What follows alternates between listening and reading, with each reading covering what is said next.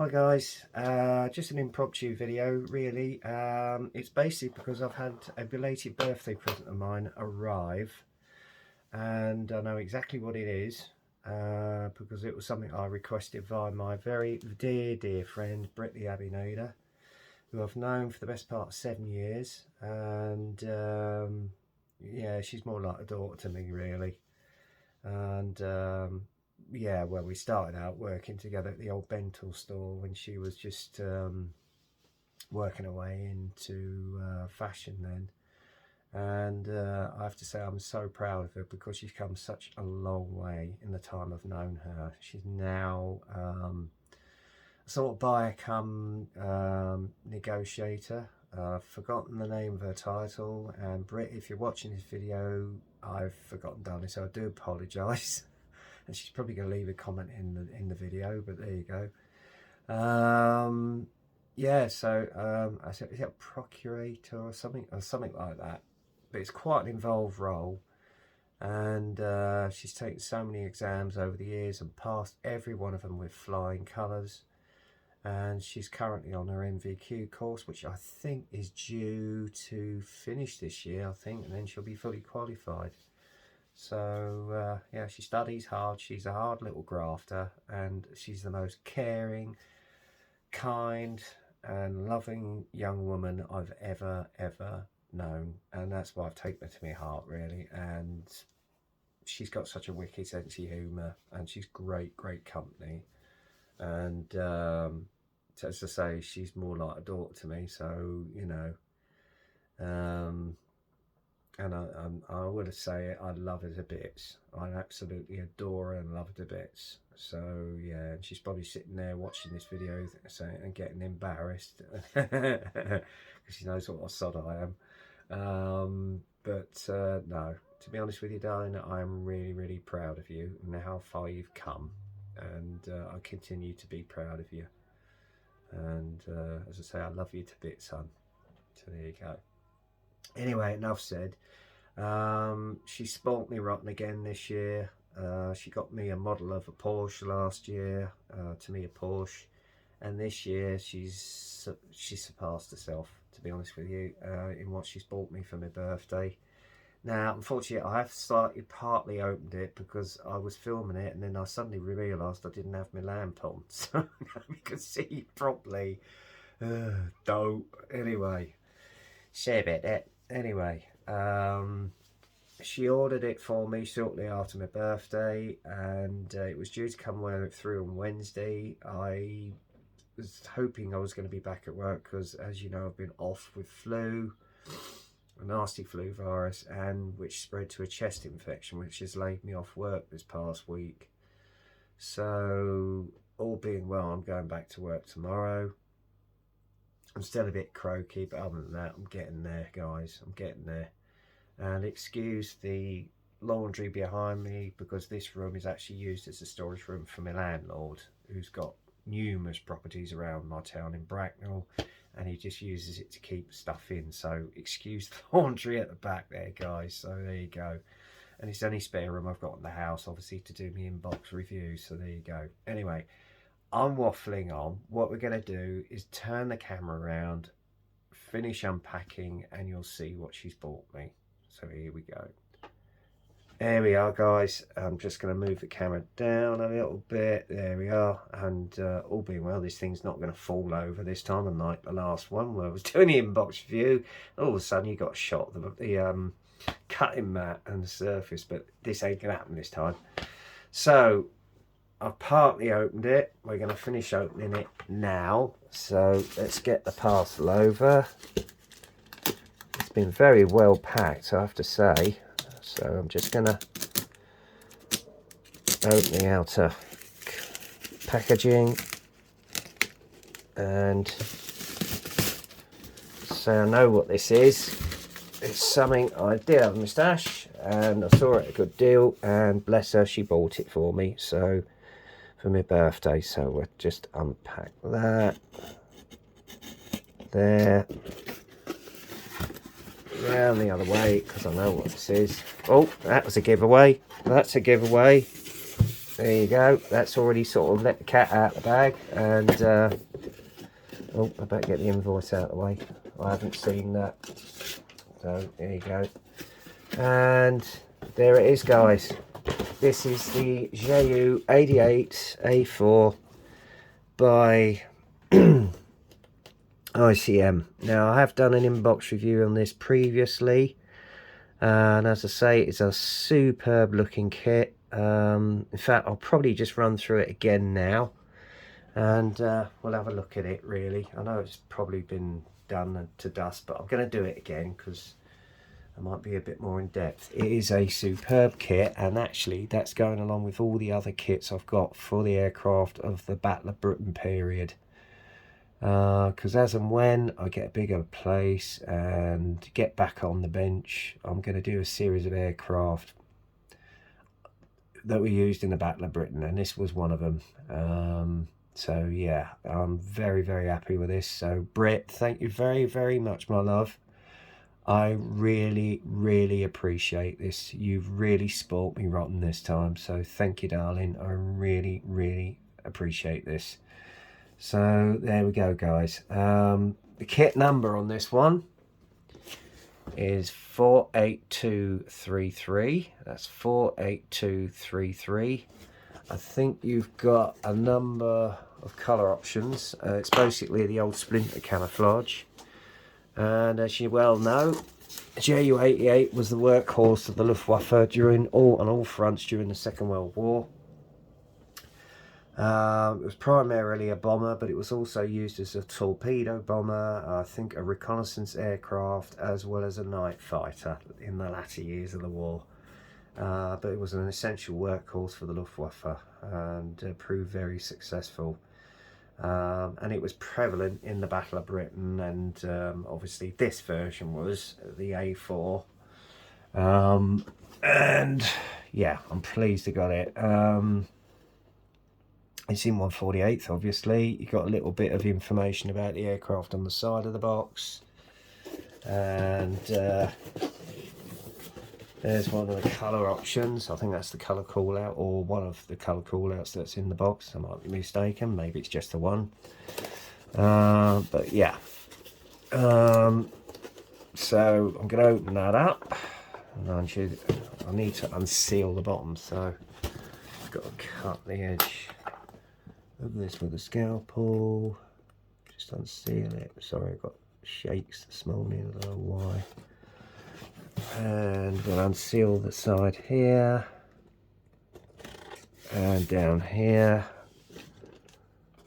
so that we can have a look at this beauty. There we go. Right, okay, here we go, guys. Let's open it up. As I say, the thing with ICM kits is they're very much like the old Vesta kits. You've got a box covering.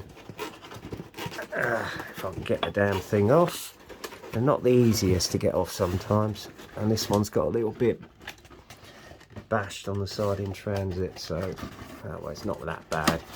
And as I say, you normally get a box within a box. You've got a little flat on the end here, which you just open up, and inside you've got all your sprues. There you go. Look at the size of this thing. The wingspan on this is huge. So yeah, I'll open that up, go through the instruction sheet, and then we'll go through the various kit parts. So let's have a look.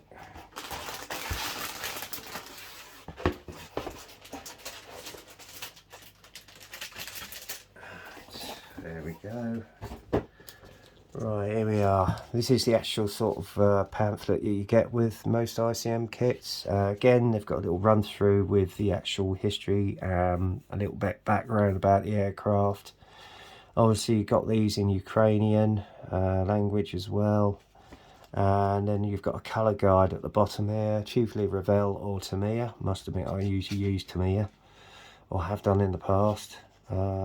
If not, Revell are pretty good paints as well. But again, on the Hobby Colour app, if you download that, you can actually do a match to any of the paints that you normally use.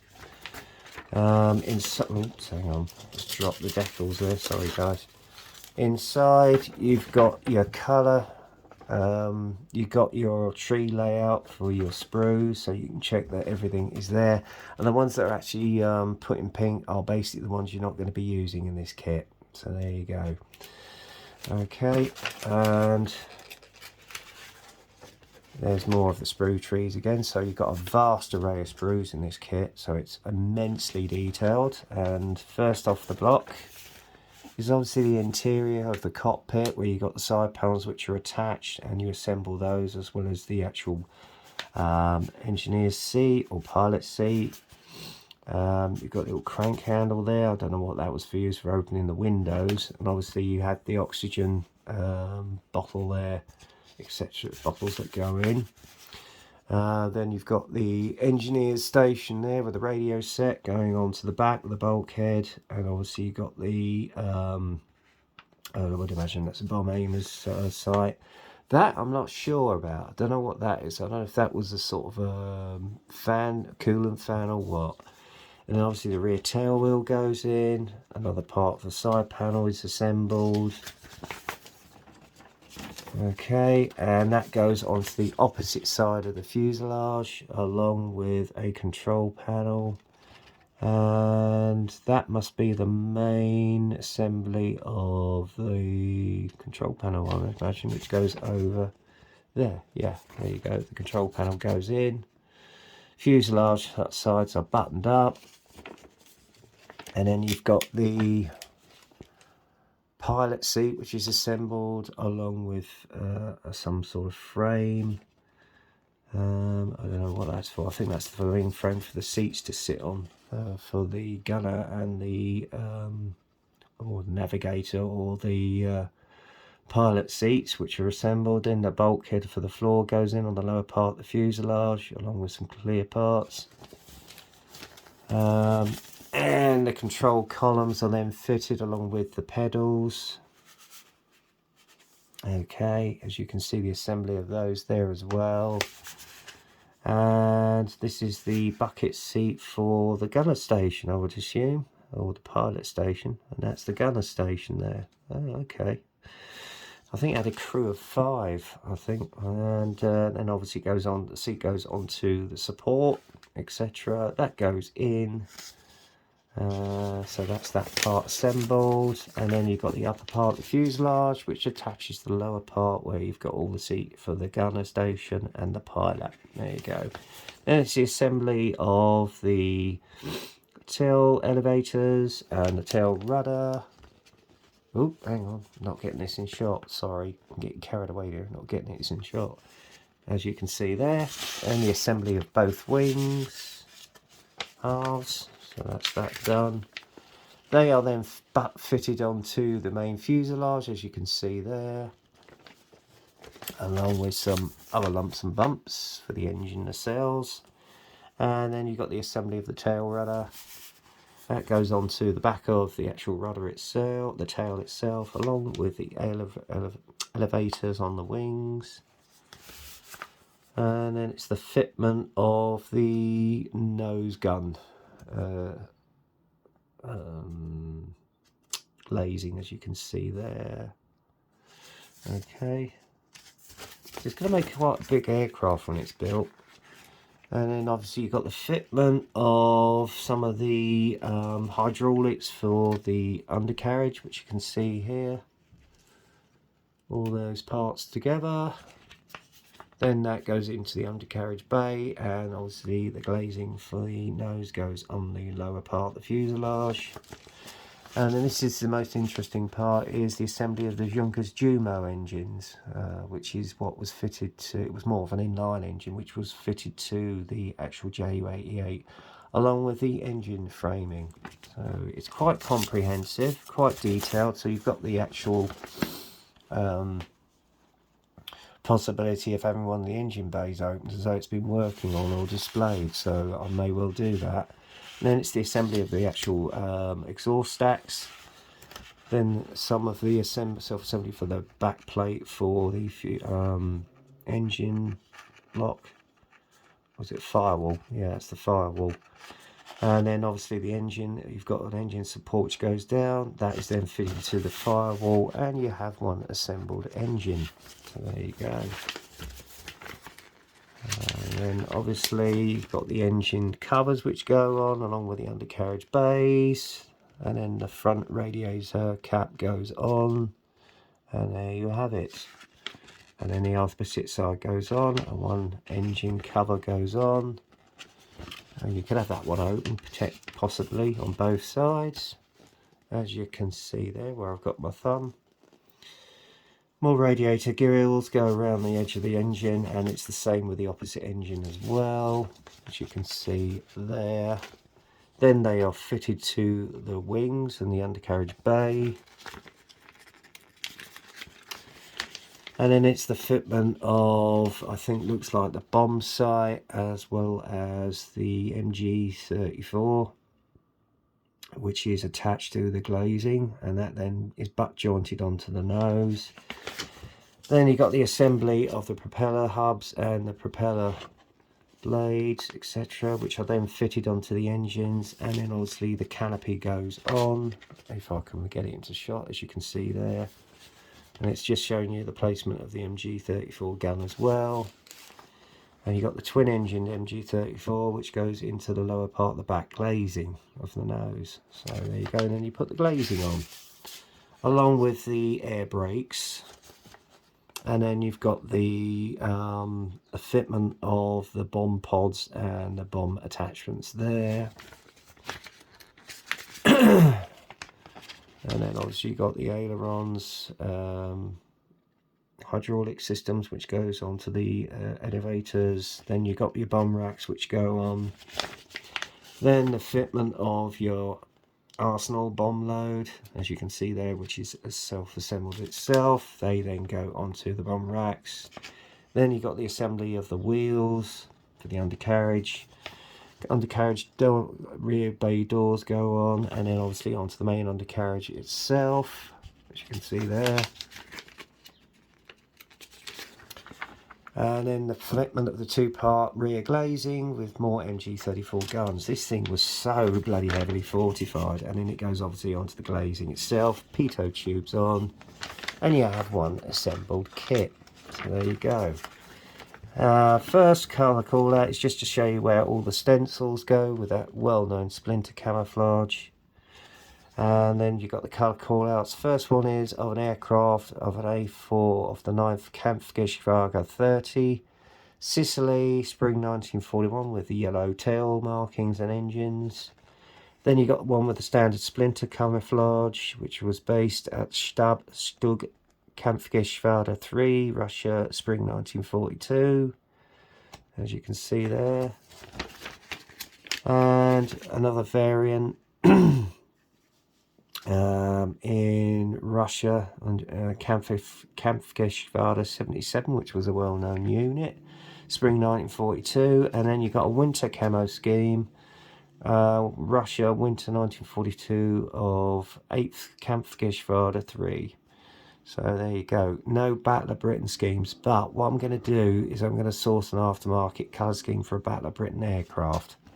If I can't do that, I might do the winter camo version. I don't know. We'll see. Right, main part of the kit is the kit parts themselves. Then, one big bag. You've got a self-sealing bag, which is the best way to do it. And I'm surprised to me I don't really. As I say, you got 1, 2, 3, 4, 5, 6, about 7, 8 sprues. So that's going to keep you busy. So we'll have a first look at the first part.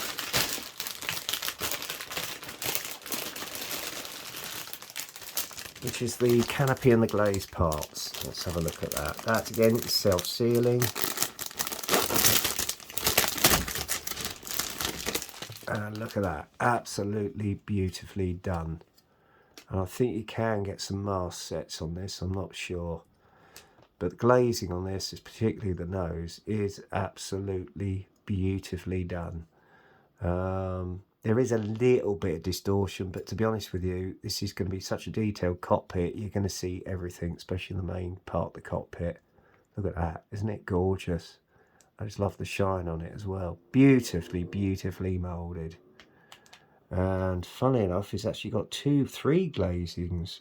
Well, that's unusual, so maybe they're going to bring out other versions. So yeah, one without the gun port, so maybe that was a reconnaissance version, I don't know. So there you go. Mind you, it's handy because if you break one, you've got a spare. So there you go. So that's that. Going to put that back in its bag.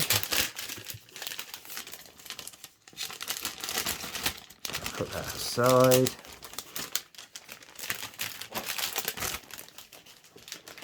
That's it. Right. Just pull them all out and then do it that way. Right, this is the actual fuselage. Again, beautiful panel line detail on there, absolutely exquisite. And when you compare it to the Dornier, which I did an inbox review of yesterday, it's quite a bulky aircraft. And obviously you've got the under part of the nose section. Again, beautiful panel line detail there, absolutely exquisite. Really like that, especially where you got the fuel ports as well. So yeah, nice. And the access panels, and then obviously you got the rear. Hang on, I'm going to have to get this upside down because otherwise I'm not going to get this in the camera. You got the rear bulkhead for the radio deck. Lovely detail on that as well. And then obviously you've got your control panel here. Some nice detail there. Very crisp and clear. So yeah, I might put a bit of clear in that just to give it the reflection of glass panels. So beautifully done. That's your side part of your lower nose, gun port, and there's your elevator, tail elevator and elevators. Beautifully moulded again, nice crisp and clear, lovely access panel lines. These are the main supports for your undercarriage, which you can see here and here. Beautifully done, absolutely beautifully done. So I'm just going to pop that on there. Next up, we got the parts of the engine. These are the wheels for the undercarriage. Again, lovely detail on that. Come up nicely with a bit of oil wash on it.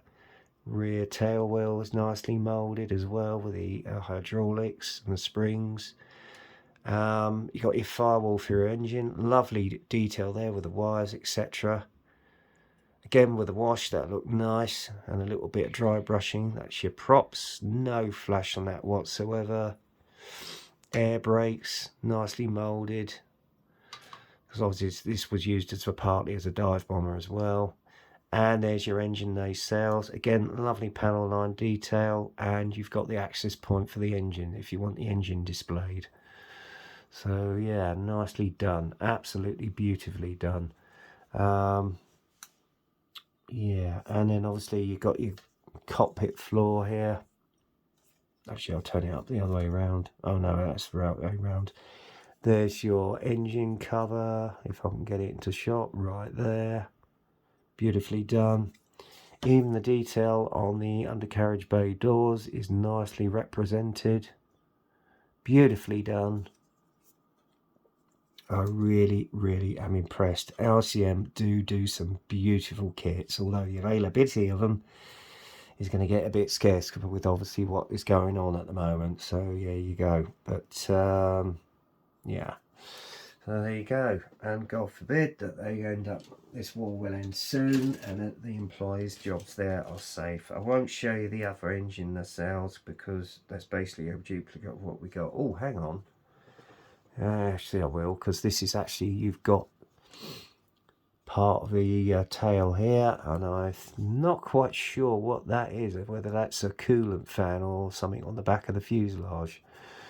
And then obviously you've got the different props with a slightly wider one, so don't know if that's a dive bomber variant or what, I'm not sure. And a lovely representation of the actual tail rudder, beautifully done. And obviously you've got your engine covers again, nicely represented with the radiator grills.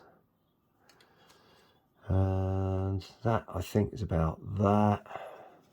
Yeah, and then obviously you've got your side grills there for the engine coolant section. So there you go. And what's this? Oh yeah, some of the hydraulics for the undercarriage, nicely represented here again, especially with the spring detail, very nicely done. You've got your gun mounts here, nice detail on those as well. What else have we got? Pitot tubes, etc. Elevators for the main wings, nicely moulded. Obviously they're in 2 halves. And then other lumps and bumps which you've got here, which I'm not quite sure what they are. I think it might be some of the engine mounts, I'm not sure. We'll see. And that's a nice one of that MG34 gun there as well. Cockpit side panel, nicely moulded there with the detail. Beautifully done. So there you go. So that's that one. And you've got more guns here, as you can see, with the MG34. Nice detail on those as well. Beautifully done, and that'll look nice with a little bright dry brush on that. Not quite sure what these parts are, but whether it's the gun mounts or not, I don't know. But yeah, as you can see there, nicely detailed. Okay, so that's one. And then obviously you've got the main part, which is a beautiful representation of the Junkers Jumo engine. Look at that, isn't that gorgeous? And then obviously you've got your bomb racks, the actual bomb itself, as you can see there, nicely represented. The engine mounts, the exhaust stacks, coolant pipes, etc. Beautifully done. So there you go. Let me show you the other part of that, because that's a duplicate. And then finally you got your wing halves. Again, quite lengthy old wings, so this is going to be quite a big old kit when it's built. Again, beautiful detail on the panel lines there, on the lower and the upper wings. So yes, very nice indeed. Okay. And then finally, I think, is the decals itself. They seem a little bit thick. I mean, you've got your stencils there, which will keep you busy. I don't know what they're going to be like. I like the ship markings, because obviously some of these were anti-ship aircraft. And obviously they've basically done that for the air brakes there, so that's nicely done. But yeah, there you go. This is all aircraft, mostly on the Russian front. And obviously there was some that were used in the Atlantic, so there you go. Nice one of the old Jagdstoffel there. Not Jagdstoffel, Kampfgeschwader. I think that's 77. Siegfried by the looks of it. So there you go. Now you've got your Balkan crews there. No swastika, obviously because of EU rules, but there again, you can get them aftermarket, so I probably will. And then obviously you've got your control panels there for your main control panel, cockpit panel. As I say, I'll probably go over those with a little bit of gloss just to give it the representation of glass and the glass panel bezels.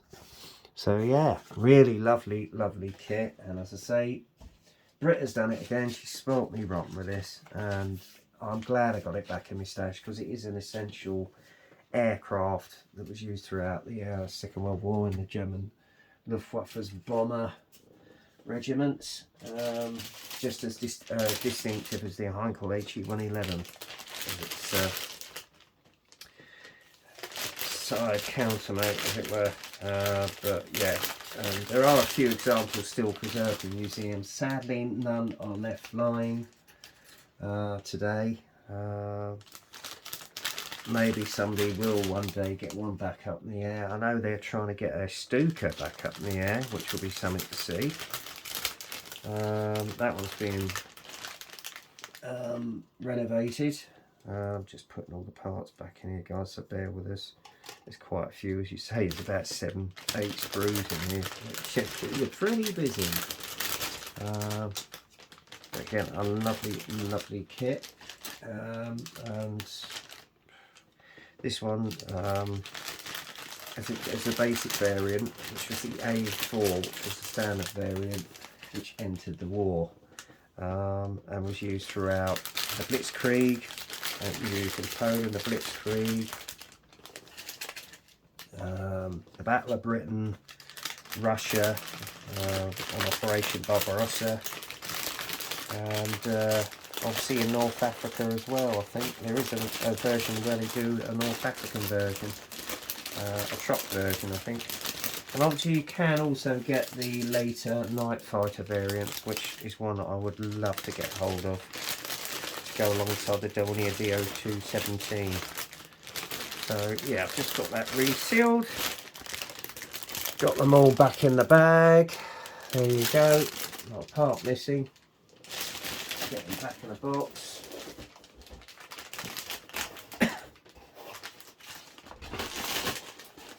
Oh, hang on. Oh well. Yeah, I'm just going to get them back in there. Resealed everything. Got it back. Sealed it. Put the lid on. And we are done, guys.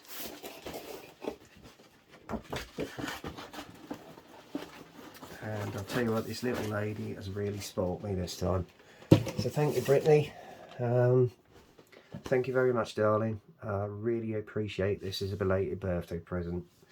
And yeah, it's going to be a good in-depth build. So I will enjoy that. I'm just going to turn the camera around now. So, oh, hang on, let's get this camera down again, guys. So there you have it. That's my belated birthday present from Brittany Abinader, one of my dearest friends. And as I say, thank you very much, darling. I really appreciate it. Here's a kiss. Mwah. Love you to bits. So thank you again.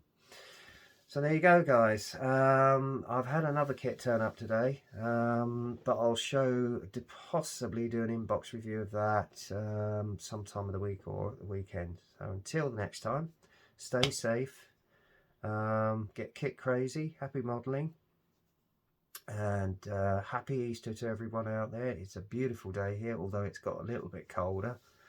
But yeah, have a good week, keep safe, and I'll speak to you soon. And there you go.